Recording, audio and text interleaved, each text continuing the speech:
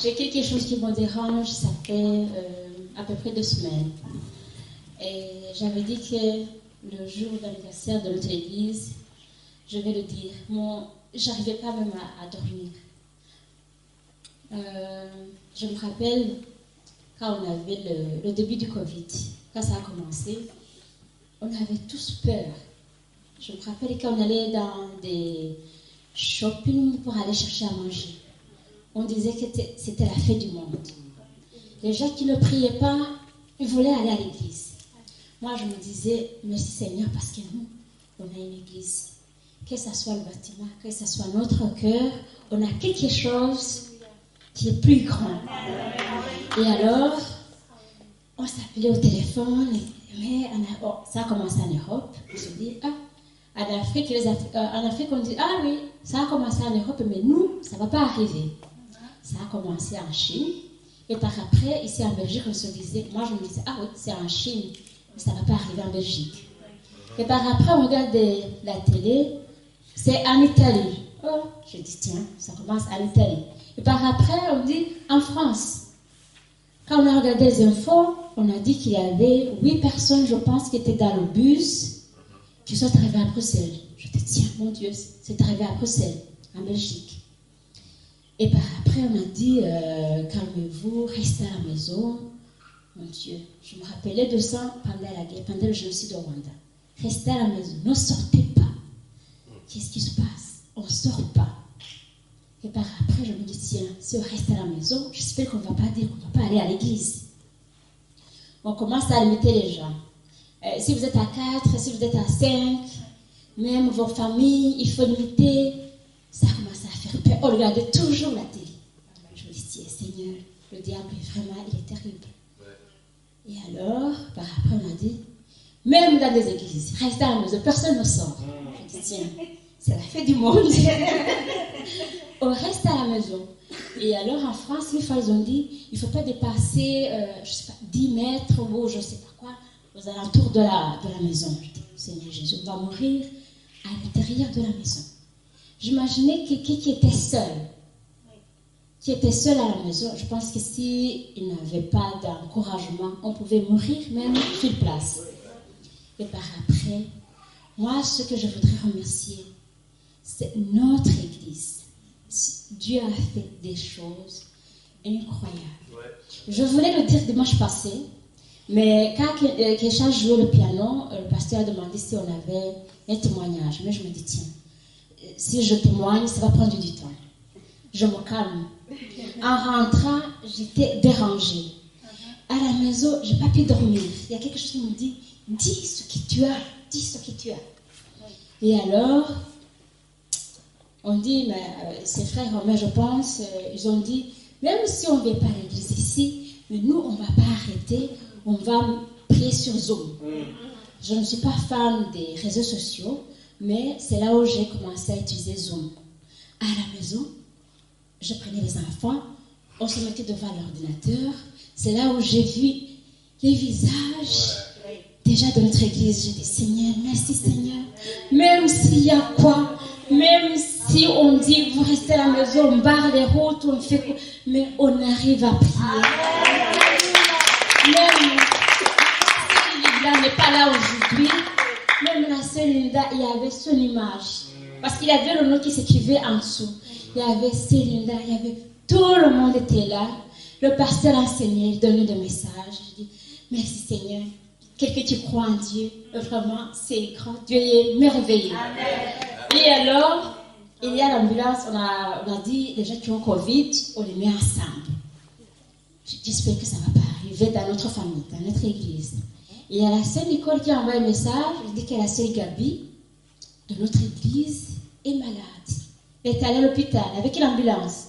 Comme j'habite pas loin, j'ai entendu cette ambulance-là. Je dis, Seigneur Jésus, Gabi, elle va mourir.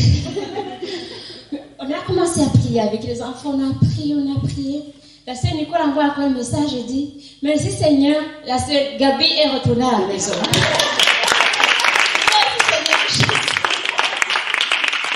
Chaque fois, la sœur Nicole a envoyé des messages pour encourager les gens. S'il y a des gens qui étaient malades, ils disaient, on prie pour la sœur, on prie la famille, je ne me rappelle pas, qui a 2 enfants, maman, qui a 2 enfants qui est là derrière. Sabrina, elle a dit que Sabrina, je pense, c'est son mari ou bien les enfants étaient malades, il faut prier.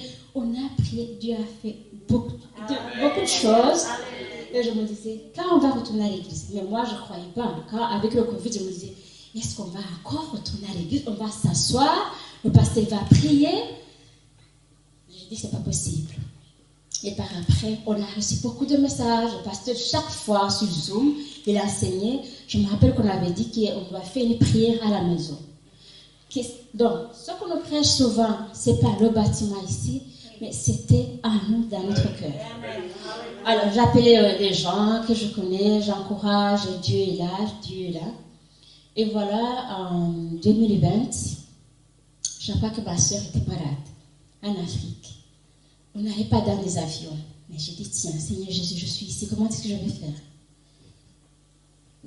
J'ai entendu quelqu'un qui a dit qu'on pouvait prendre un avion. Et alors, j'ai fait le test Covid. J'ai acheté un ticket, je suis partie directement. Mais je vous jure, dans l'avion, j'étais ici par exemple, là, il n'y avait personne, il y avait l'autre là. Et alors, ce qui me faisait peur aussi sont des masques. Quand ça a commencé, j'ai vu quelqu'un qui portait un masque et je me dis, tiens, j'espère que nous, on ne va pas porter. Je voyais que c'était moche. On bouge ici. Et alors, si on porte des fleurs, on voyait que les yeux, je dis, c'est comme des talibans. Seigneur Jésus, on ne voyait personne. Tu croises la personne que tu connais, tu ne sais pas que c'est la même personne que tu connaissais. Je dis, Seigneur Jésus, qu'est-ce qui se passe maintenant? Mais Seigneur a fait des choses. J'arrive en Afrique et j'ai dit, ah oui, vous voyagez, j'espère que vous n'avez pas Covid. Je dis, je n'ai pas Covid. On a fait le test. On passe dans des hôtels. Et par rapport, on fait encore des tests. Quand j'étais à l'hôpital, je me dis, Dieu, j'ai été avec toi. J'étais avec toi tout le temps. Même pendant le Covid. Même avant, j'allais à l'église, je priais. Mais maintenant, je n'arrive pas. Mais montre-moi, Seigneur, que tu es un Dieu salamite. Les petites chansons qu'on chante ici, souvent ça. Il y a des mots qui restent dans le cœur. J'ai dit, tu traces le chemin. Trace un chemin. Ici, moi je vais en Belgique, ça fait 21 ans, 22 ans. Ça fait 22 ans, je suis ici. Je vais dans un hôpital, je ne sais même pas comment ça se passe. Mais j'ai dit, Seigneur Jésus, j'ai laissé les enfants. Mais je sais que tu es avec eux. Alors il y a des gens qui se moquaient de moi et de me demander, ah, tu as laissé les enfants seuls. Je dis, ils sont grands, ils sont avec Dieu. Ah oui, ils sont avec Dieu. Mais dans mon cœur, je me disais, Dieu est là. Mais les enfants nous manquaient de rien. S'ils ont manqué de rien, c'est des choses qu'un enfant peut manquer, même s'il est avec moi. Mais Dieu a été grand. Et alors, quand j'étais à l'hôpital, je disais, Dieu, montre-moi que tu es grand, que tu es un Dieu salamite, que tu traces le chemin. Tout ce qui se passait, c'était incroyable. Les gens qui étaient à l'hôpital, ils n'arrivaient pas à croire tout ce qui se passait. Ma soeur, quand elle est arrivée, on demandait qui était malade entre vous et elle. Elle dit, tu es formidable. Moi, dans mon cœur, je disais, c'est Dieu qui fait tout ça.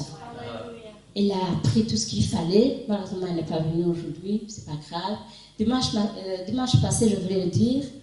Mais le pasteur, tout ce qu'il a dit aussi, c'est ce qui était dans mon cœur parce que je voudrais remercier cette église. Aussi encourager une personne, s'il a un problème que ce soit, Dieu est là. Amen. Chaque fois, il y a un message que le pasteur passe ici. Moi, je me dis, on dirait qu'il a regardé dans mon cœur, tout ce qu'il prêche, c'est pour moi. Moi, je dis qu'ici, je vais ici chaque fois, c'est ma nourriture que je vais chercher ici. Et moi, ça me bénit, ça me donne de la force. Je ne sais pas comment le dire. Et la fois passée, je voudrais remercier cette famille. Chaque fois, je vais le dire, il y a quelque chose qui arrive qui dit, attends un peu, tu vas le dire une autre fois. Et la fois passée, je croyais qu'on allait demander encore qu'il y a un témoignage, on n'a pas demandé. Mais peut-être que c'est Dieu qui a voulu. Parce que le pasteur qu'on avait invité, il a dit tout ce que je voulais dire. la sœur Nicole, la famille du pasteur. Je voulais ajouter pendant le Covid, quand on restait à la maison, ils sont venus ici, je ne sais pas, à 5 ou quoi.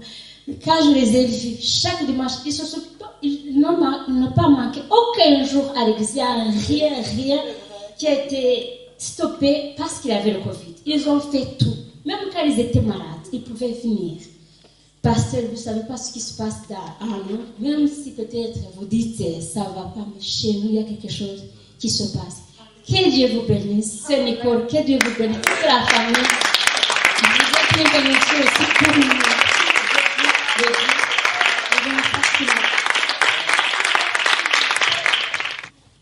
Alléluia. Amen. Voilà, je bénis le Seigneur parce que il m'a permis de retrouver une église, une famille chrétienne. Amen. Donc, je suis une chrétienne. Donc, c'est depuis l'âge de 10 ans que j'ai accepté Christ dans ma vie. Et donc, il fut un moment, j'ai eu des tempêtes dans ma vie, surtout quand il y a eu la naissance de mes jumelles, où j'étais vraiment découragée. Je n'allais plus à l'église. Donc, ma foi était vraiment devenue très froide. Et donc, la dernière fois, au mois de février, je suis partie rendre visite à mon frère en Égypte. Et donc, j'ai rencontré un homme de Dieu qui m'a dit, écoute, ma soeur, tous les problèmes que tu traverses maintenant, c'est parce que tu t'es éloigné du Seigneur. Tu as un don de Dieu, Dieu t'a choisi, mais tu as vraiment régressé dans la foi et c'est pour ça que tu traverses toutes ces turbulences. Quand tu vas retourner en Belgique, cherche une église, retourne à l'église, commence à servir le Seigneur et tu verras que certaines portes seront ouvertes. Tu n'as pas de problème dans ta vie, mais le problème c'est que tu t'es éloigné de Dieu. Et alors, j'avais téléphoné une sœur, donc j'ai cherché, j'ai dit, où est-ce que je vais aller, quelle église je vais aller, parce qu'il y a beaucoup d'églises qui m'ont tellement déçue. J'ai téléphoné à une sœur qui venait ici, la sœur Anne. Elle m'a parlé de vous, et directement j'ai dit, écoute, je vais quand même aller voir l'église de Nivelles. Le dimanche est arrivé, je me réveille, j'ai dit, ben, je n'irai pas parce que je ne me sentais pas bien, j'étais douloureuse. Mon fils aîné, qui prie aussi énormément avec moi, qui m'a dit, écoute maman, on doit aller à l'église, moi je suis prête, lève-toi, on va à l'église. Donc je me suis vite préparée, on est arrivé à l'église. La première chose que j'avais vue en entrant, c'était l'affiche de pyramide, tout ça. Pour moi, c'était le premier message. J'ai dit, Dieu est en train de me parler, donc peut-être c'est ici ma maison, ma famille chrétienne. Et le pasteur a parlé des hôtels, donc je me suis sentie vraiment visée, parce qu'à un moment donné, je suis chrétienne, mais je me retrouvais avec des amis qui prenaient de l'alcool, donc on écoutait des musiques mondaines, tout ça. Et je me suis dit, là où je vais avec des amis, ce n'est pas un hôtel de Dieu. Et là où je vais, Dieu n'est pas là. Et donc, j'ouvre les portes, et c'est pour ça que dans ma vie, il y a des choses qui ne se passent pas bien. Et donc, ceux qui me connaissent, je suis très active sur Facebook. J'ai pris la décision de me désactiver pour rentrer vraiment en communion avec Dieu. Comme je suis en maladie, j'ai dit je vais faire des prières de jeûne, des jours de jeûne. Et je suis en train de prier avec un pasteur qui m'a dit écoute, Dieu va t'utiliser encore puissamment. Et donc, en arrivant aujourd'hui, quand le pasteur parlait, et le Seigneur était en train de me parler en même temps concernant la sœur qui est là. La sœur, le Seigneur me parlait par rapport à elle, il me disait, non, la sœur qui était au milieu, qu'il avait guéri, que sa main était sur elle et qu'il était présent dans l'église. Et alors, le Saint-Esprit commençait à me parler, je commençais à dire, non, Seigneur, pas ici, vraiment, ne fais pas ça. Donc, mais quand le pasteur nous a appelés pour prier pour la sœur, et donc, du coup, le Saint-Esprit commençait à parler à moi. Et mon deuxième témoignage, j'en avais parlé au pasteur le dimanche passé. Depuis un certain temps, on cherche une maison. On cherche une maison. Notre budget est tellement très moins important. Il y a même des gens qui nous ont dit, oui, avec ces budgets-là, vous ne trouverez pas une maison à Brabant, ou alors il faut aller dans les Naux, des trucs comme ça. Et moi, je voulais rester toujours à Braine-les-Châteaux, comme ça mes enfants avaient la facilité de se rendre à l'école, et mon travail, l'église aussi, comme j'ai trouvé une nouvelle église. Et j'ai demandé au pasteur, le dimanche passé, j'ai dit, pasteur, il faut prier pour nous parce qu'hier, on a trouvé une maison qui nous convient, mais les maisons coûtent énormément cher, il y a des prix qu'on met à partir d'eux. Donc, s'il y a quelqu'un qui a plus d'argent que nous, qui fait une proposition, qui fait une offre, donc on va rater. Mais en priant, le Seigneur m'a parlé, il m'a dit que vous aurez cette maison, et donc j'avais foi parce que j'avais donné aussi l'intention de prière au pasteur. Et le lundi, mardi, par surprise, l'agence immobilière nous a appelés pour nous dire que cette maison vous appartient. Et je tiens vraiment à remercier le Seigneur. Gloire au Seigneur. Quelqu'un dit gloire au Seigneur? Amen. On va ouvrir nos Bibles, on va faire une grande lecture ce matin dans le livre de Josué, toujours dans le livre de Josué. Et avant d'aller dans la parole du Seigneur, je veux parler un peu de ce calico. Amen. Peut-être que certains vous êtes posé des questions par rapport à ceux et celles qui sont sur ce calico, ou peut-être par rapport à ceux et celles qui, d'après vous, auraient pu y être, mais n'y sont pas. Donc ça a été un grand débat. Il a fallu faire un choix. On a beaucoup prié pour ça. Et je vous rappelle que cette idée, c'est une idée originale d'Annelise qui a fait suite à la prédication d'un dimanche matin, que nous sommes des héros en Jésus. Amen. Amen. Et on a travaillé avec ça, on a travaillé avec Romain aussi pour la présentation. Merci Seigneur pour ce à quoi on est arrivé. Et si vous avez vu, le thème central, c'est héros, héroïne. Yes. Amen. Gloire au Seigneur. Alors la question ou la réponse par rapport à ceux ou celles qui sont ou qui ne sont pas dessus. Ceux qui sont dessus, en partie, certains sont déjà des héros actifs. Amen. Gloire au Seigneur. D'autres sont des héros endormis qui doivent se réveiller. Si vous voyez votre visage sur ce calico ce matin et que vous pensez que vous faites partie de cette catégorie de héros endormis, votre photo est là parce que le Seigneur vous dit, il est temps pour toi de te réveiller. Parce que tu es un héros en Jésus. D'autres sont des héros en devenir. Amen. Gloire au Seigneur. Et la case blanche, c'est pour celles et ceux qui nous rejoignent. Par exemple, on parle de Martine et de sa famille. Voilà, quand on a commencé à travailler sur ce calico, on se connaissait à peine. Vous avez une fois ou deux que vous veniez. Donc on a pensé à vous. Et puis on pense à ceux qui devraient être avec nous et qui ne sont pas avec nous. Donc ce sont des héros qui vont s'ajouter dans le courant de cette année. En tout cas, c'est ce que je crois vraiment de tout mon cœur. Et voilà, je ne sais pas si vous avez des questions par rapport à ça. Je vous avoue qu'on n'était pas toujours d'accord à la maison quand on a dû prendre la décision finale. Donc j'ai pris la décision finale, parce que ça m'appartient. On aurait pu faire les choses d'une autre manière, on aurait pu ne rien faire du tout, parce qu'à un moment on s'est dit, alors on ne va rien faire.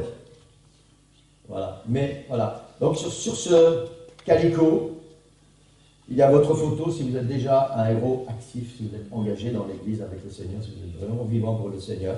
Il y a votre photo si vous êtes un héros, on parle héros, mais c'est héros, héroïne, parce que les sœurs, vous êtes quand même majoritaires dans l'église. Héros, héroïne, voilà. Et j'espère que le Seigneur parle à votre cœur, parce qu'il y a malheureusement beaucoup de héros et d'héroïnes endormis.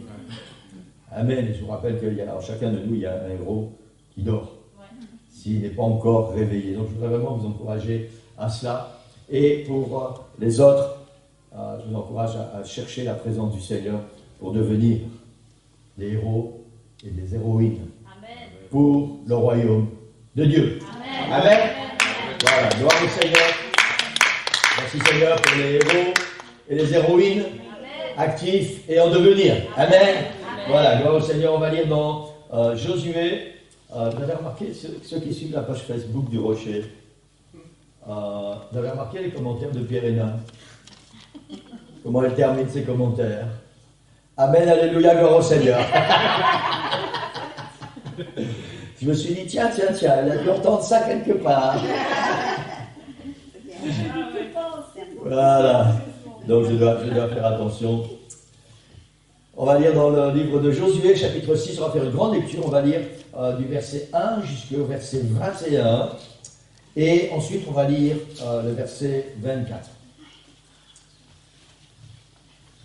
Jéricho était fermé et barricadé devant les enfants d'Israël. Personne ne sortait et personne n'entrait. L'Éternel dit à Josué, « Vois, je livre entre tes mains Jéricho et son roi et ses vaillants soldats. Faites le tour de la ville, vous, tous les hommes de guerre, faites une fois le tour de la ville. Il fera ainsi pendant 6 jours. 7 sacrificateurs porteront devant l'arche 7 trompettes retentissantes. Le 7e jour, vous ferez 7 fois le tour de la ville, et les sacrificateurs sonneront des trompettes. Quand ils sonneront de la corne retentissante, quand vous entendrez le son de la trompette, tout le peuple poussera de grands cris. Alors la muraille de la ville s'écroulera, et le peuple montera, chacun devant soi.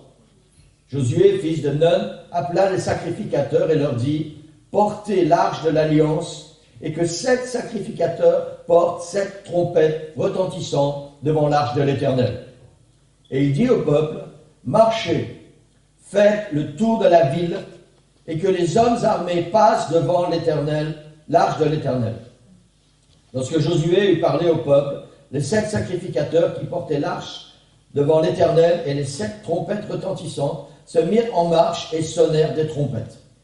L'arche de l'alliance de l'Éternel allait derrière eux. Les hommes armés marchaient devant les sacrificateurs qui sonnaient des trompettes, et l'arrière-garde suivait l'arche. Pendant la marche, on sonnait des trompettes. Verset 10. Josué avait donné cet ordre au peuple, vous ne crierez point, vous ne ferez point entendre votre voix, et il ne sortira pas un mot de votre bouche, jusqu'au jour où je vous dirai, poussez des cris. Alors, vous pousserez des cris. L'arche de l'Éternel fit le tour de la ville, elle fit une fois le tour, puis on rentra dans le camp, et on y passa la nuit. Josué se leva de bon matin, et les sacrificateurs portèrent l'arche de l'Éternel. Les 7 sacrificateurs qui portaient les 7 trompettes retentissantes devant l'arche de l'Éternel se mirent en marche et sonnèrent des trompettes. Les hommes armés marchaient devant eux, et l'arrière-garde suivait l'arche de l'Éternel. Pendant la marche, on sonnait des trompettes. Ils firent une fois le tour de la ville, le 2e jour, puis ils retournèrent dans le camp. Ils firent de même pendant 6 jours. Le 7e jour, ils se levèrent de bon matin, dès l'aurore, et ils firent de la même manière 7 fois le tour de la ville. Ce fut le seul jour où ils firent 7 fois le tour de la ville. À la 7e fois, comme les sacrificateurs sonnaient des trompettes, Josué dit au peuple, « Poussez des cris, car l'Éternel vous a livré la ville. La ville sera dévouée à l'Éternel par interdit, elle et tout ce qui s'y trouve. Mais on laissera la vie à Rahab la prostituée et à tous ceux qui seront avec elle dans sa maison, parce qu'elle a caché les messagers que nous avions envoyés. Gardez-vous seulement de tout ce qui sera dévoué par interdit, car si vous preniez de ce que vous aurez dévoué par interdit, vous mettriez le camp d'Israël en interdit et vous y jetteriez le trouble. Tout l'argent et tout l'or, tous les objets d'airain et de fer seront consacrés à l'Éternel et entreront dans le trésor de l'Éternel. Le peuple poussera des cris et les sacrificateurs sonneront des trompettes. Lorsque le peuple entendit le son de la trompette, il poussa de grands cris et la muraille s'écroula. Le peuple monta dans la ville, chacun devant soi, ils s'emparèrent de la ville et ils dévouèrent par interdit au fil de l'épée tout ce qui était dans la ville, hommes et femmes, enfants et vieillards, jusqu'aux bœufs, aux brebis et aux ânes. Et le verset 24, ils brûlèrent la ville et tout ce qui s'y trouvait. Seulement, ils mirent dans le trésor de la maison de l'Éternel l'argent et l'or et tous les objets d'airain et de fer. Amen. Gloire au Seigneur. Seigneur, merci pour ta parole. Alléluia, Seigneur, nous sommes devant toi, Seigneur, ce matin encore, pour entendre ta parole, Seigneur Jésus, pour entendre ta voix, Seigneur, et pour entendre ce que tu as à nous dire. Tu nous as déjà parlé ce matin, et tu vas continuer de nous parler. Seigneur, je prie pour chacun de nous, Seigneur, pour moi, pour ton Église, que nous puissions, Seigneur Jésus, avoir soif de ta parole, soif, Seigneur, de la comprendre et de la mettre en pratique. Seigneur, que ton esprit soit répandu sur nos cœurs, ouvre notre intelligence, ouvre nos cœurs, Seigneur. Nous prions dans le nom puissant de Jésus. Et l'Église dit Amen. Amen. Amen. Gloire au Seigneur, vous pouvez prendre place. Amen. C'était une grande lecture. Voilà, gloire au Seigneur. C'était nécessaire pour pouvoir nous remettre tous dans le contexte de ce qui s'est passé exactement à ce moment précis. Amen. Nous sommes arrivés dans la première grande ligne droite de la conquête. À partir d'aujourd'hui, la conquête du pays promis commence. Amen. Donc c'est un jour spécial, c'est un jour particulier, c'est un jour glorieux, mais c'est aussi un jour de crainte, c'est un jour on ne sait pas trop ce qui va se passer. Hein. C'est quelque chose de nouveau, c'est quelque chose de différent pour le peuple de l'Éternel. Amen. Le Seigneur a vraiment donné, pour ceux qui étaient là dimanche dernier, il a donné sa parole au pasteur Stéphane pour notre Église. Amen. Gloire au Seigneur. On a prié pour ça.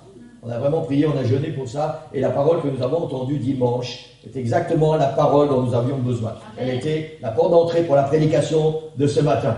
Et j'ai eu le pasteur Stéphane au téléphone hier soir et je lui ai dit, c'est vraiment la parole que l'Église avait besoin d'entendre parce que c'est l'introduction pour la prédication d'aujourd'hui. Et pour ceux qui se souviennent, il nous a parlé de la fidélité de Dieu, la fidélité du pasteur et de sa famille, de l'équipe pastorale, et la fidélité de l'Église. Donc on va élargir un petit peu ce contexte ce matin pour arriver là où on doit arriver. En ce qui concerne la fidélité du Seigneur, on parle de bonté, on parle de fidélité. En ce qui concerne la fidélité du Seigneur, je vais enlever mon masque parce que ça me dérange. Voilà. En fait, tu vois, Bélancy, on est tellement habitué avec ça, on ne s'en rend plus compte. Voilà. C'est presque comme une double peau. Amen. Donc, en ce qui concerne la fidélité du Seigneur, je crois qu'il n'y a plus aucun doute à avoir. Amen. Gloire au Seigneur. Le Seigneur est un Dieu fidèle, il continue d'être un Dieu fidèle. Dans Deutéronome 7.9, ne tournez pas, ne mettez pas sur l'écran, on n'a pas le temps, je vais juste vous lire les versets. Deutéronome 7.9, il est dit, sache que c'est l'Éternel, ton Dieu, qui est Dieu, ce Dieu fidèle, garde son alliance. Dans Deutéronome 32.4, il est le rocher, ses œuvres sont parfaites, car toutes ses voies sont justes, c'est un Dieu fidèle. Dans 1 Corinthiens, chapitre 1, verset 9, Dieu est fidèle, lui qui vous a appelé. Dans 2 Corinthiens, chapitre 1, et le verset 18, aussi vrai que Dieu est fidèle. C'est une vérité, c'est une assurance, c'est une certitude. Dans Apocalypse, chapitre 3, et verset 14, il est dit, écrit à l'ange, donc c'est le Seigneur qui parle à Jean, il dit, écrit à l'ange de l'église de Laodicée, voici ce que dit l'Amen, le témoin fidèle et véritable. Et nous savons que c'est Jésus-Christ. Amen. Le témoin fidèle et véritable. Et dans Apocalypse 19, verset 11, Jean dit, je vis le ciel ouvert et parut un cheval blanc, celui qui le montait s'appelle fidèle et véritable. Et nous savons que c'est le Seigneur Jésus-Christ qui est monté sur ce cheval blanc. Amen. Non seulement la Bible affirme que Jésus est fidèle, mais nous sommes, pour la plupart d'entre nous, des témoins vivants que Dieu est fidèle. Je voudrais voir des mains levées ce matin. Est-ce que vous êtes un témoin vivant que Dieu est fidèle? Amen, gloire au Seigneur. Donc ça ne fait aucun doute que le Seigneur est fidèle. Il est fidèle, il a été fidèle, et il continuera d'être fidèle. Amen. Il faut bien acclamer le Seigneur pour sa fidélité. Alléluia. Merci pour ta fidélité, Seigneur. Béni soit ton nom, Seigneur. Béni soit ton nom, Seigneur. Louange à toi, Seigneur. Seigneur, tu es fidèle, tu demeures fidèle. Même si nous sommes bien fidèles. Merci, Seigneur. Merci, Seigneur. Gloire à toi, Jésus. Alléluia. Alléluia. Alléluia. Le deuxième point, donc ça c'est la fidélité du Seigneur. Le deuxième point que le pasteur Stéphane avait évoqué, c'est la fidélité du pasteur. Amen. Et en ce qui concerne notre fidélité, je parle pour sœur Nicole et pour moi-même, sans prétention aucune ni sans aucun orgueil, je crois que nous n'avons plus à prouver notre fidélité. Amen. Ni envers le Seigneur, ni envers vous, l'Église. Vous savez que nous avons toujours cherché en premier la volonté du Seigneur. Nous avons fait des erreurs, et nous le savons. Et nous avons demandé pardon au Seigneur pour cela. Mais nous avons mis tout notre cœur dans notre appel. Pas seulement le fait d'être ici présent, mais nous avons donné du mieux que nous avons pu, et parfois, et même souvent, au-delà, pour accomplir la volonté du Seigneur et pour emmener l'Église dans sa destinée. Nous avons fait tous nos efforts pour être fidèles à l'appel du Seigneur. Beaucoup sont partis, et chaque fois, c'était la faute en général du pasteur. Et chaque fois, nous avons dû nous remettre en question. Mais en notre âme et conscience, c'est Nicole et moi, et je pense que c'est important que je ne suis pas là en train de nous élever ce matin. C'est important que vous sachiez que nous avons toujours été fidèles à l'appel du Seigneur, et le but de ça, c'est vous, l'Église. L'objectif de notre fidélité a toujours été vous, l'Église. Amen. Nous avons fait tous nos efforts pour être fidèles à l'appel du Seigneur. Et je suis reconnaissant que le Seigneur a joint à notre couple nos enfants et nos beaux-enfants, qui ont aussi été fidèles et qui sont entrés dans la vision que le Seigneur nous a donnée. Amen. Et je suis vraiment reconnaissant au Seigneur que le Seigneur nous a aidés. Nous n'avons pas fait cela par nos propres forces, parce que par nos propres forces, nous ne sommes pas capables. Nous n'avons pas fait cela pour une gloire quelconque. Nous n'avons pas fait cela pour de l'argent. Sinon, certainement, on serait très riche maintenant. On a fait tout cela juste pour accomplir notre appel. Amen. Ça n'a pas toujours été facile, et vous savez très bien, parce que c'est la même chose pour chacun de nous, ça n'a pas toujours été facile. Mais le Seigneur attend de nous que nous soyons fidèles. Et vous avez toujours été la motivation de notre fidélité. Parce que notre appel, c'est de vous emmener, l'Église que le Seigneur nous a confiée, de vous emmener dans la présence du Seigneur quand il vient chercher son Église. Amen. Gloire au Seigneur. Je suis vraiment reconnaissant au Seigneur pour cet esprit et cette puissance qu'il nous a donné, qui nous a permis d'être fidèles jusqu'à maintenant. Amen. Le troisième point que le pasteur Stéphane a soulevé, c'était la fidélité de l'Église, c'est-à-dire de vous. Et je suis reconnaissant pour celles et ceux qui sont restés fidèles dans leur présence depuis le jour de leur arrivée dans cette Église. Peu importe si vous êtes là depuis le début ou si vous nous avez rejoints en route, je suis reconnaissant pour tous ceux qui, à partir du moment où vous nous avez rejoints, vous avez continué d'être fidèles et vous avez persévéré. Merci Seigneur pour votre fidélité, merci Seigneur pour votre persévérance, et je veux vraiment vous encourager à continuer dans cette fidélité. Ce serait tellement dommage, le Seigneur revient très très très bientôt, et ça serait tellement dommage d'abandonner maintenant. Amen. Amen. Gloire au Seigneur. C'est pour vous, à cause de vous, et grâce à vous, l'Église, que nous persévérons. Le Seigneur attend de l'Église qu'elle soit fidèle. Et j'ai ajouté cette phrase, c'est la fidélité qui produit les héros et les héroïnes. Amen. C'est la fidélité qui produit les héros et les héroïnes spirituels. La fidélité que le Seigneur attend de chacun de nous n'est pas seulement dans l'assiduité de l'Église. Et je vais vous emmener dans deux domaines bien distincts ce matin, mais qui sont les deux premiers domaines du début de la conquête. Ce livre de Josué, ces premiers chapitres de Josué, sont d'une richesse spirituelle extraordinaire. Et je ne vous ai pas apporté dans les prédications tout ce qu'il y a dans cette richesse, parce qu'il faut passer d'une étape à l'autre et un dimanche après l'autre, et on ne va pas parler sur Josué pendant 3 ans, parce que le Seigneur va nous amener dans d'autres domaines, mais c'est une richesse extraordinaire. Amen. Ce matin, on va développer ce thème, la fidélité dans l'obéissance. Dans 1 Samuel, chapitre 15, et verset 22, Samuel dit à Saül, parce que Saül a fait des choses qu'il ne devait pas faire, et il essaie de se justifier, parce que le Seigneur lui avait donné des ordres, et Saül a enfreint les ordres du Seigneur. Et après, il dit, ah oui, mais j'ai fait quand même. Et Samuel dit, donc c'est le prophète, dit à Saül, l'Éternel trouve-t-il du plaisir dans les holocaustes et les sacrifices comme dans l'obéissance à la voix de l'Éternel? Voici, l'obéissance vaut mieux que les sacrifices et l'observation de sa parole vaut mieux que la graisse des béliers. Ça ne veut pas dire que nous ne devons pas faire de sacrifices. Ça veut juste dire que la première chose que Dieu demande, c'est l'obéissance. Amen. C'est un domaine particulier pour le chrétien.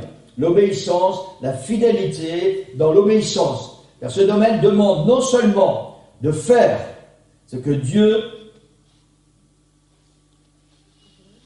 demande sans se poser de questions, non seulement de croire dans les promesses du Seigneur, mais aussi et surtout de mettre sa foi en action sans chercher à prendre la place de Dieu. C'est-à-dire sans chercher à aider le Seigneur dans la réalisation d'un plan. Parce que nous sommes humains et parfois nous pensons que si Dieu agissait de telle manière, ça serait tellement mieux et tellement plus facile.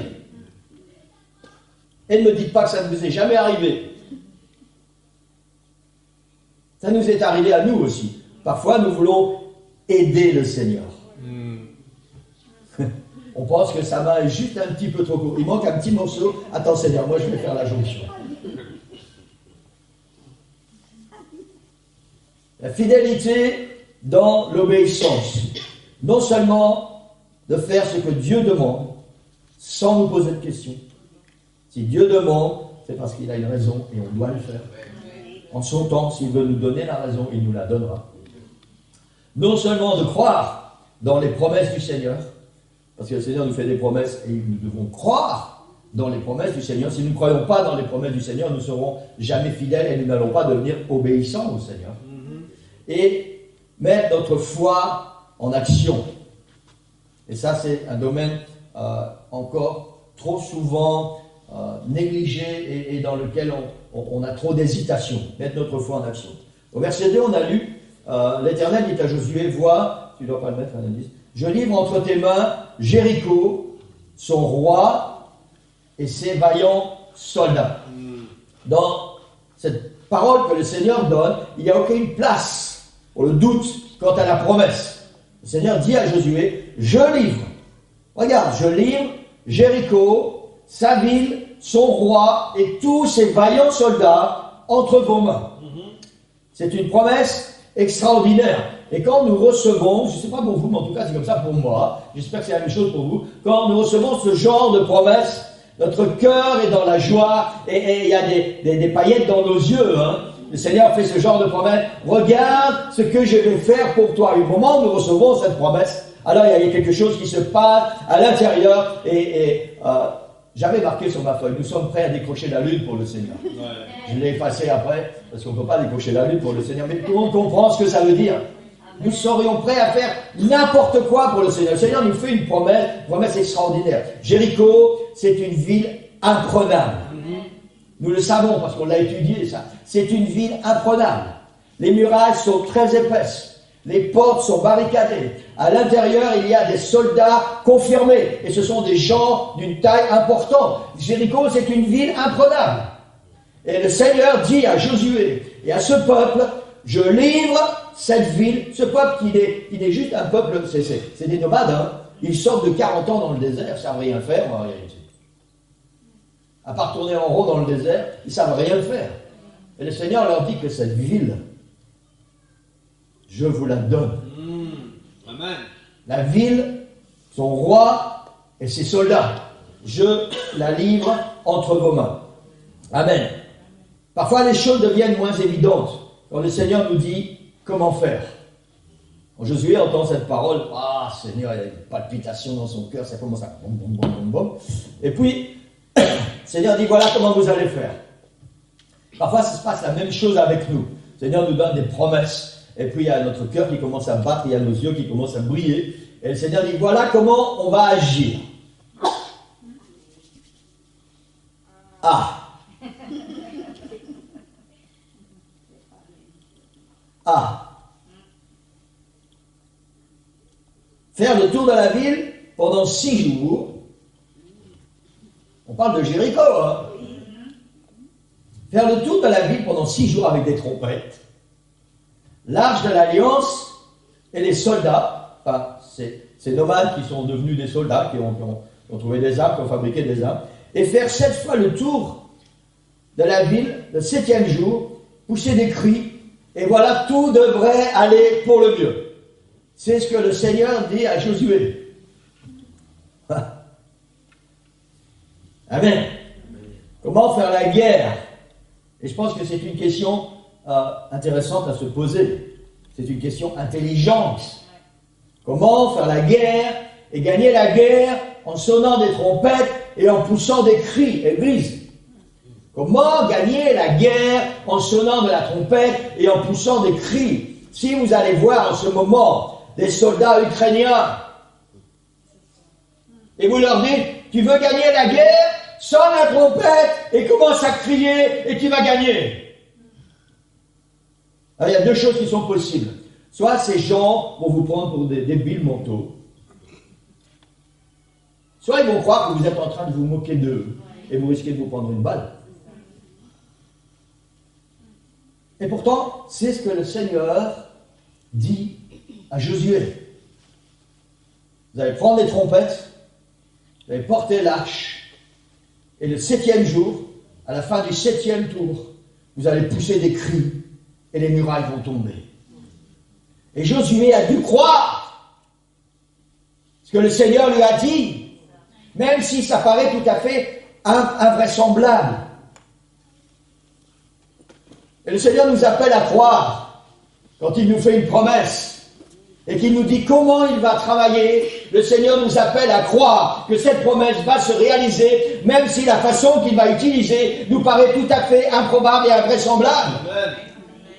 Parce que c'est le plan de Dieu, parce que c'est la façon que Dieu a choisi pour nous amener à la victoire. Exact. Amen. Amen. Amen. Si vous saviez le nombre de fois, personnellement, sans vouloir impliquer ma famille, il y a des fois où on l'a fait ensemble, mais personnellement, le nombre de fois où j'ai voulu aider le Seigneur, ou dire, Seigneur, non, comme ça ne va pas aller. Et j'ai prié sincèrement. Seigneur, regarde, si on fait ça, nickel. Vous savez, il y a eu un moment dans ma vie où je voulais vraiment être pasteur à plein temps, parce que cette entreprise prenait trop de mon temps et de mon énergie. Et pendant plusieurs mois, pendant presque 1 an, j'ai prié et j'ai expliqué au Seigneur ce qu'il devait faire. Seigneur, tu sais très bien que ce serait tellement mieux pour l'Église que je sois à plein temps. Parce que je n'ai pas le temps de m'occuper vraiment de l'Église. Et la seule possibilité, parce qu'il y a l'entreprise, vous savez, on n'arrête pas une entreprise comme ça. Hein. Tu vois, Seigneur, donc il faut, parce que, vous savez, j'ai dit plein de choses au Seigneur. Je dis, Seigneur, tu sais quoi? Moi, je veux bien être à plein temps pour l'Église. Mais non, l'Église, elle n'a pas l'argent pour me donner un salaire. Donc, financièrement, il va falloir que je débrouille. Et j'ai dit, Seigneur, je te préviens, hein. Moi, je ne veux pas me retrouver dans la misère parce que je vais être à plein temps pour l'Église. Vous ne pouvez même pas vous imaginer tout ce qu'il y avait dans ma tête et tout ce que j'ai dit au Seigneur. Ça, je veux bien, mais ça, non. Et puis, j'ai élaboré un plan pour faire tomber les murailles de Jéricho. Et je vous promets que mon plan était super nickel. Un bon plan. Vraiment un bon plan. Le problème, c'est que ce n'était pas le plan de Dieu.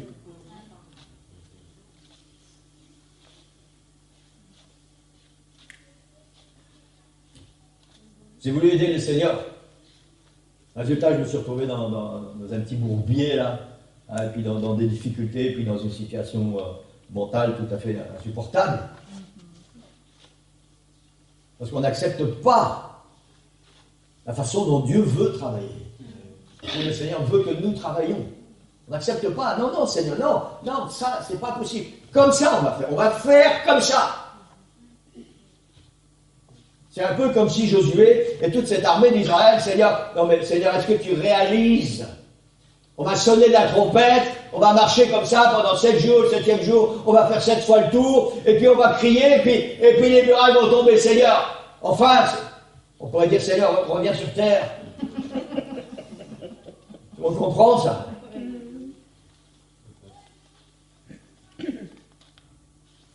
Et c'est le plan de Dieu. La fidélité dans l'obéissance. Amen.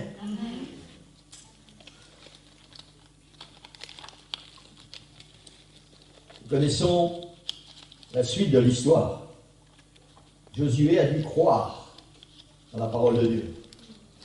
Je ne sais pas s'il s'est passé des choses dans la tête de Josué, peut-être que pendant quelques instants, quelques minutes, il a peut-être essayé d'argumenter avec le Seigneur. Seigneur, est-ce que tu réalises bien ce que tu es en train de m'expliquer là? Est-ce que j'ai bien compris ce que tu es en train de me dire, Seigneur?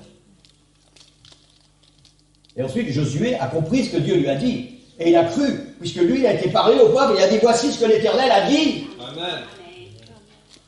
Donc d'abord, Josué a dû croire ce que le Seigneur lui a dit. Ensuite, il a dû y croire tellement fort pour être convaincant et convaincre le peuple de ce que le Seigneur a dit et de la promesse qui va se réaliser, pas qui devrait, qui va se réaliser. Amen.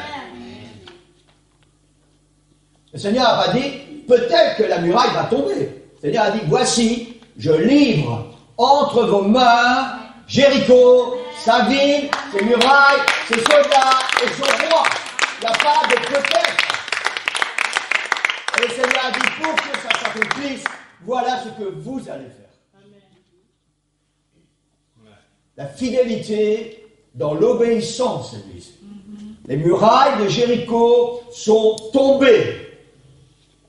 Parce que même si tout cela semblait tellement invraisemblable, ils ont fait ce que Dieu a dit de faire. Amen. Amen. Alors je ne sais pas dans quelle situation vous êtes.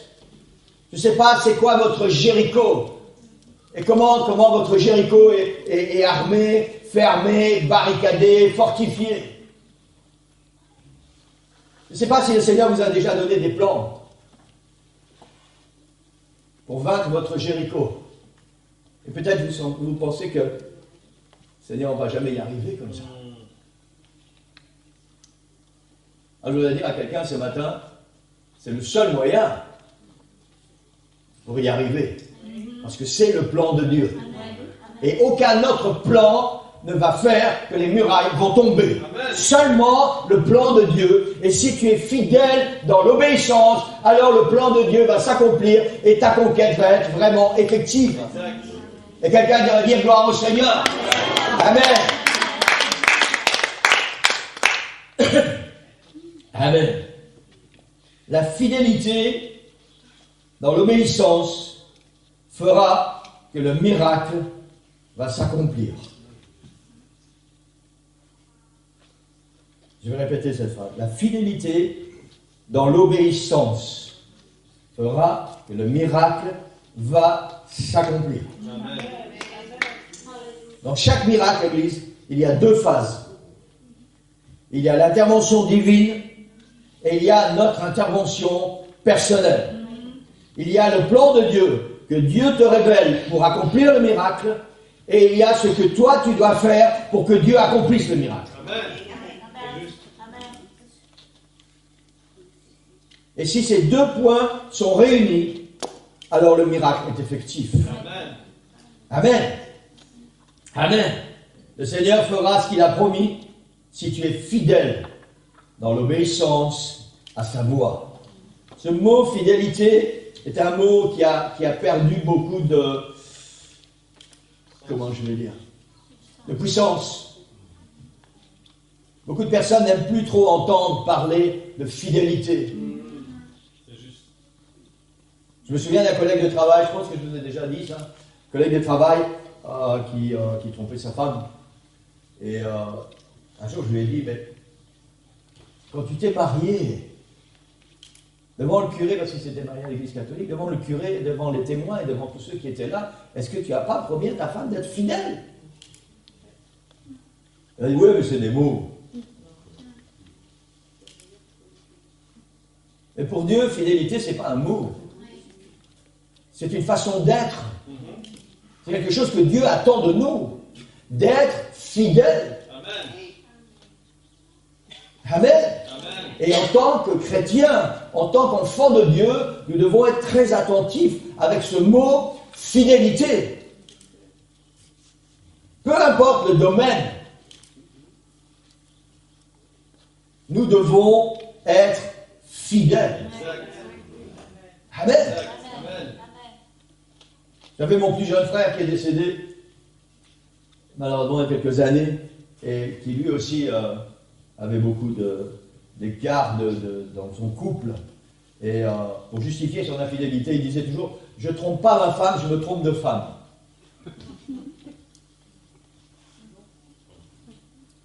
Peut-être ça nous fait sourire. Et vous savez, parfois, pour justifier notre infidélité, on va trouver quelque chose à dire. Que ce soit avec nos amis, que ce soit avec la famille, que ce soit dans le couple, que ce soit avec le Seigneur, que ce soit dans l'église, que ce soit au travail. Si on n'a pas envie d'être fidèle, on va toujours trouver une échappatoire. C'est juste. C'est juste. Dieu est un Dieu fidèle. À partir du moment où nous sommes devenus enfants de Dieu, la Bible dit que nous avons revêtu Christ.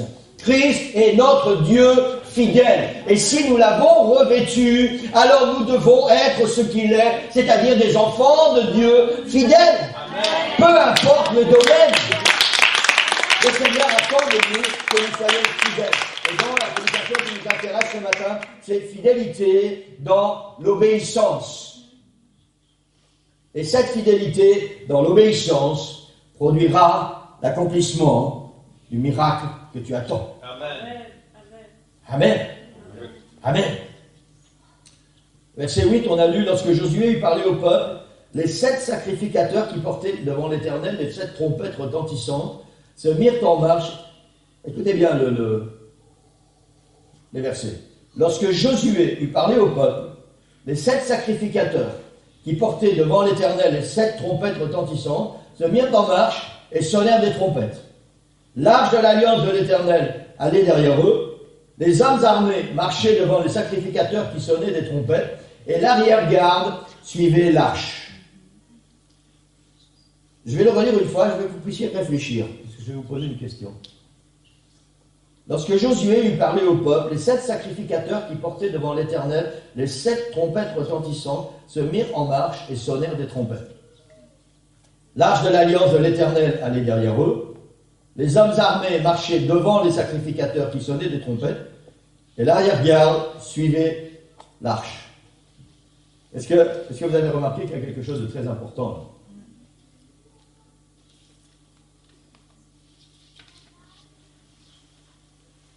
Personne n'est resté à rien faire. Exact. Chacun a trouvé sa place. Chacun avait sa place et chacun était à sa place. Dans tout ce peuple qui entrait en Canaan pour conquérir le pays, et ça correspond à notre Église, symboliquement c'est notre Église, personne n'est resté à l'écart. Chacun avait sa place bien précise. Que ce soit devant, que ce soit dans le milieu, que ce soit derrière. Mais tout ce peuple était ensemble. Personne n'est resté en dehors. Amen. Et le Seigneur nous appelle aussi pour que nous puissions conquérir, pour que nous puissions prendre nos victoires, à être unis ensemble. Yes. Tu ne peux pas rester derrière. Tu ne peux pas te mettre à l'écart et dire « Ouais, mais c'est pas grave, moi j'aime pas ceci, j'aime pas cela. J'aime pas le son des trompettes. Ah non, c'est trop fort pour mes oreilles. Ah !» Hein? Tellement de choses qu'on n'aime pas à l'église. On n'aime pas quand le pasteur crie trop fort, on n'aime pas quand la musique est trop forte, on n'aime pas toujours la parole du Seigneur, on n'aime pas comment celui-là ou celle-là est habillé, on n'aime pas sa façon de parler, il a encore fait une réflexion, elle m'a encore regardé d'une drôle de manière, je lui ai dit bonjour, elle ne m'a pas répondu. Tellement de choses qu'on n'aime pas dans l'église, et qui font que parfois on a envie de se mettre un peu à l'écart. Et vous savez, le fait de se mettre à l'écart, souvent, quasiment toujours, produit le fait qu'on se sépare. On quitte, on part. Le fait de quitter, de partir, va faire que tu vas aller ailleurs, tu vas reproduire le même scénario. Au début, c'est tout le monde il est beau, tout le monde il est gentil. Hein? C'est tous les smileys. J-I-O-I-E. Et puis après une semaine ou deux, parfois il faut même moins, après la première réunion, tu as déjà vu des choses qui ne vont pas dans cette église. Hein? Et puis à un moment donné, on va à nouveau se mettre à l'écart. Et puis ça va finir par quitter. Et puis on va recommencer. Vous savez, il y a des chrétiens qui vivent toute leur vie comme ça. Hein? Toute leur vie. Et c'est tellement dommage. Parce que toute leur vie, passent leur vie à ne pas être bénis. À ne pas conquérir, à ne pas voir la gloire du Seigneur, à ne pas vivre des conquêtes, des miracles, des prodiges, des choses extraordinaires. Peu importe la place que le Seigneur t'a donnée dans ce cortège de l'Église, tiens ta place. Amen. Sois à ta place. Ne t'éloigne pas, ne t'égare pas, ne traîne pas, sois à ta place. Amen. Prends ta place. Tu as une place pour chacun de nous. Amen. Si tu ne sais pas encore où est ta place, demande au Seigneur. Et le Seigneur va te dire où est ta place. Mais prends ta place. Sois à ta place. Ne t'éloigne pas de ce peuple qui est destiné à conquérir. Ouais. Amen. Amen. Amen. Il y a une deuxième chose que Dieu leur a demandé. Et le deuxième point, et je vais aller très vite parce que le temps passe trop vite tout le temps quand je prêche la parole du Seigneur. On dirait que le chronomètre, quelqu'un a mis un accélérateur dans l'horloge. Amen. Au verset 17, je pense que je l'ai mis dans le... derrière. Si vous changez de place comme ça tout le temps, je sais plus où vous êtes. Vous imaginez quand on sera 500 dans l'église, tu vas avoir des lunettes avec des grosses loupes. Hein. Verset 17. Le Seigneur a donné cet ordre. On est toujours dans fidélité, dans l'obéissance. Le premier point, c'est faire ce que Dieu nous demande de faire, même si on ne comprend pas. La ville sera dévouée par interdit à l'Éternel.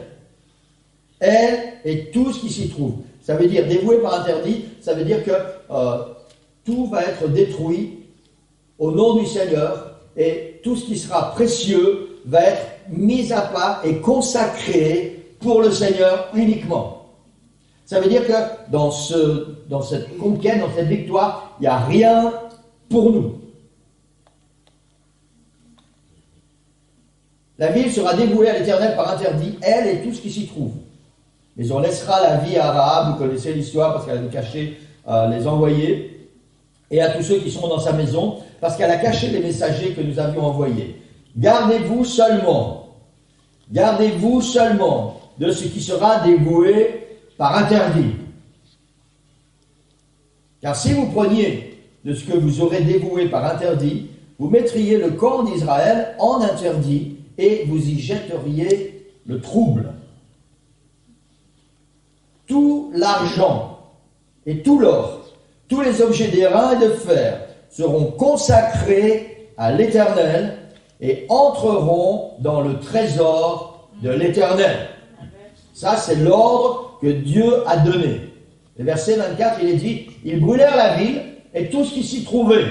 Seulement, ils mirent dans le trésor de la maison de l'Éternel l'argent, l'or et tous les objets d'airain et de fer. Si on fait un rapide retour en arrière, quand les Hébreux ont quitté l'Égypte, ils ont emporté une grande partie de la richesse des Égyptiens. Si vous relisez l'histoire, ils ont demandé aux Égyptiens de leur donner des choses, de l'or, de l'argent, des choses de valeur. Et les Égyptiens, ils ont donné, ils ont dit, allez, partez. Ils ont donné avec joie, c'est incroyable, ils se sont démunis, ils ont donné leur richesse, leur trésor, pour que ce peuple d'Israël parte, et ils étaient tellement contents. Donc ils ont quitté l'Égypte avec une grande richesse, beaucoup d'or en particulier. Une partie de cet or a été gaspillée pour la fabrication du veau d'or, pendant que Moïse était sur la montagne à chercher la face du Seigneur et que Dieu était en train de lui donner les commandements et ce que le peuple devait faire. Le peuple il est en bas, il s'impatiente et il dit à Aaron, fais-nous un veau d'or, parce que Moïse, on ne sait pas s'il est devenu Dieu. On n'entend pas parler, alors fais-nous un veau d'or qui va devenir notre Dieu. Et ils ont amené plein d'or à Aaron, et il leur a fait un veau d'or. Et quand Moïse est descendu, vous connaissez l'histoire, je ne vais pas entrer dans les détails, Moïse s'est fâché, il a fait fondre cet or, il l'a réduit en poussière, et il l'a jeté dans les fleuves. Et ils ont dilapidé une partie de leur richesse. Une autre partie de tout cet or qu'ils ont embarqué d'Égypte a servi pour la construction des ustensiles du tabernacle, en particulier l'arche de l'alliance. Tout était recouvert d'or, il y avait de l'or partout.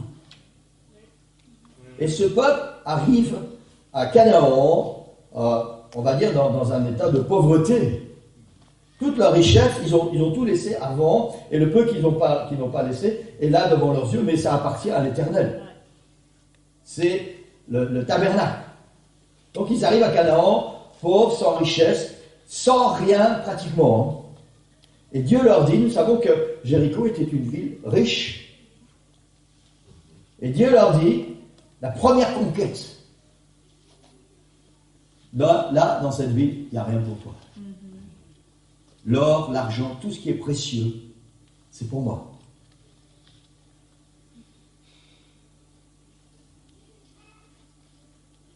Je pense qu'il se passe quelque chose dans notre tête là ce matin. Le Seigneur dit, ça va aller dans le trésor de ma maison. Et nous pourrions penser que Dieu est un Dieu égoïste. Dieu sait que ces gens, ils n'ont plus rien. De toute façon, dans le désert, vous n'avez besoin de rien. Il n'y a rien à acheter, il n'y a rien à vendre dans le désert. Donc, vous n'avez pas besoin d'or, vous n'avez pas besoin d'argent, vous n'avez besoin de rien. Mais maintenant, ils arrivent dans un pays où il va y avoir du trafic, il va falloir acheter, il va falloir vendre, on va vivre en fait. Et le Seigneur leur dit, quand ils commencent à conquérir, les premières richesses, il n'y a rien pour toi. C'est pour moi. Mais si nous connaissons la suite de l'histoire, le Seigneur a dit aussi, Jéricho et ses richesses m'appartiennent. Mais tout le reste du pays, tout est pour vous. Moi, je prends Jéricho, toi, tu as tout le reste.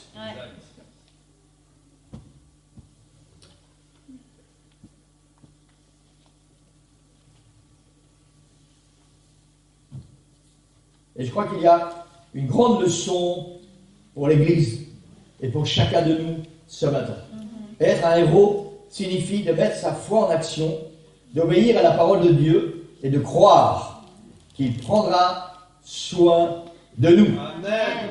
Amen. Dans ce peuple, il y avait un homme, Akan, qui a convoité ça. Il a convoité les richesses. Il a vu de l'or, il a vu des belles choses. Même si Dieu avait donné l'ordre, on parle toujours de fidélité dans l'obéissance. Quand Dieu nous demande d'obéir, nous devons savoir avec certitude que le Seigneur ne va jamais nous abandonner, il ne va jamais nous laisser dans la misère, il ne va jamais nous délaisser quelque part et nous laisser là à l'abandon, et puis il va dire voilà, ça c'est pour moi, maintenant toi débrouille-toi. Non, le Seigneur a toujours un plan. Amen. Mais le plan de Dieu depuis toujours, c'est dans Deutéronome, tu aimeras le Seigneur ton Dieu de tout ton cœur, de toute ton âme, de toute ta pensée, de toute ta force.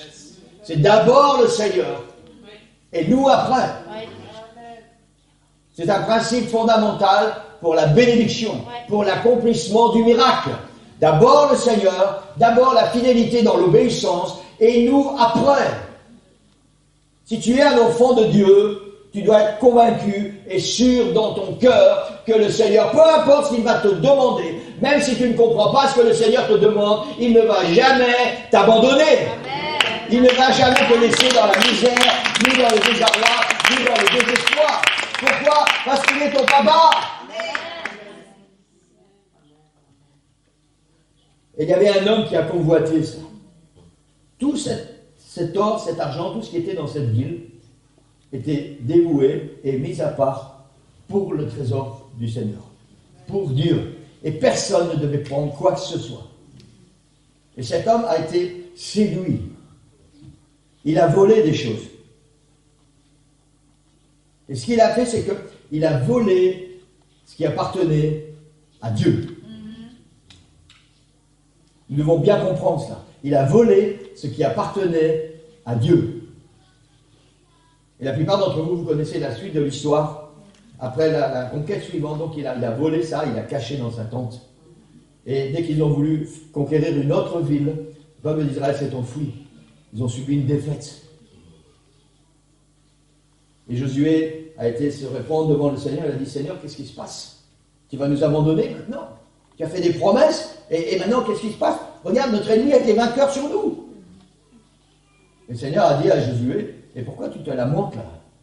Quelqu'un fait quelque chose qu'il ne fallait pas. Quelqu'un n'a pas respecté ma parole. Quelqu'un n'a pas été fidèle dans l'obéissance, et vous en portez le poids. Et Akan a été désigné, je passe tous les détails, et au final, Akan a payé de sa vie ce qu'il a fait, cette mauvaise action. Tout ça parce qu'il a convoité l'argent. Et le Seigneur nous parle, l'Église. Le Seigneur nous parle ce matin. Je ne veux pas vous parler d'argent. Je vous parle de fidélité dans l'obéissance. Merci. Fidélité dans l'obéissance. Ce qui appartient à Dieu appartient à Dieu. Ce qui nous appartient appartient. Et un des gros problèmes des chrétiens, partout, c'est notre argent. On a bien entendu les promesses du Seigneur. Nous savons bien que le Seigneur va prendre soin de nous. Mais où nous sommes trop, nous avons trop d'amour pour l'argent, plus d'amour pour l'argent que pour le Seigneur, où nous n'avons pas confiance au Seigneur. Et de ce fait, alors nous ne sommes pas fidèles dans l'obéissance. Seigneur, c'est pas possible. Je donne ma dîme. Parce que ça, c'est ce qui appartient à Dieu. Hein. Ouais. Seigneur, c'est pas possible que je donne ma dîme parce que, regarde, avec ça, avec la dîme, je paye ça, je paye ça, je paye ça.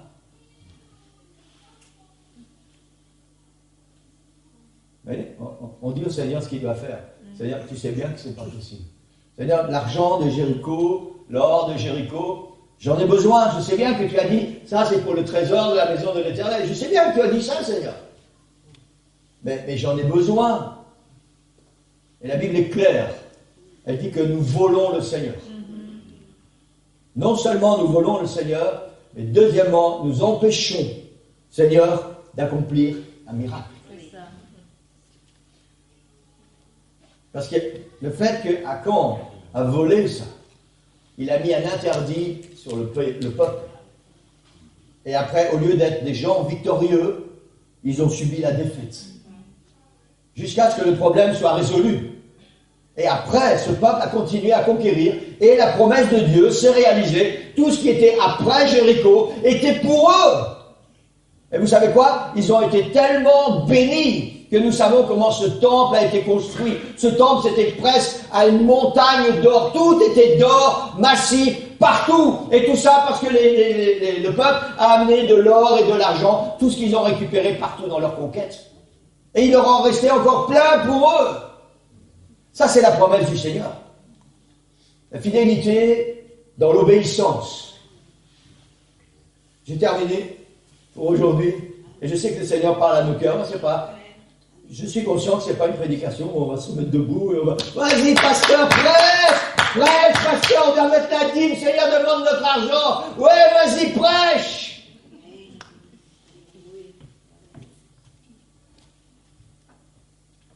Mais oui, Église, vous devriez être debout, en train de dire, vas-y, pasteur, prêche, parce que c'est la parole de Dieu, parce que la fidélité dans l'obéissance va permettre à Dieu d'accomplir ses miracles dans ta vie, les miracles dont tu as besoin. Et ne crois pas qu'un jour le Seigneur va tenir tes finances, si tu les voles, si tu ne lui donnes pas ce qui lui appartient. Jamais le Seigneur ne pourra bénir tes finances, si tu le voles.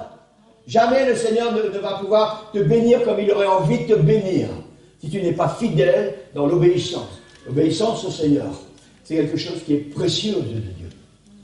Et c'est la source. Église, je crois que comme chacun de nous auront compris ça, pas seulement dans l'argent, dans tous les domaines, l'obéissance, la fidélité dans l'obéissance, la source de toutes nos bénédictions. De toutes nos bénédictions. Amen. Parce que si nous faisons ce que Dieu nous demande de faire, si Si nous sommes fidèles avec le Seigneur, lui, il va continuer d'être ce qu'il est, un Dieu fidèle, qui va prendre soin de nous. Il va nous prouver combien il est grand. Il va nous prouver combien il est puissant. Et non seulement le Seigneur va bénir nos finances, parce qu'on a parlé de ça, bénir nos finances, et le Seigneur va faire tomber les murailles. Amen. Même si le fait de sonner de la trompette et de pousser des cris te semble tout à fait improbable, pour faire tomber les murailles de ta vie, c'est le plan de Dieu. Et si tu fais ce que le Seigneur te demande de faire, alors le miracle va s'accomplir. Le miracle va s'accomplir. Quel que soit le domaine dans lequel tu as besoin que le Seigneur agisse dans ta vie.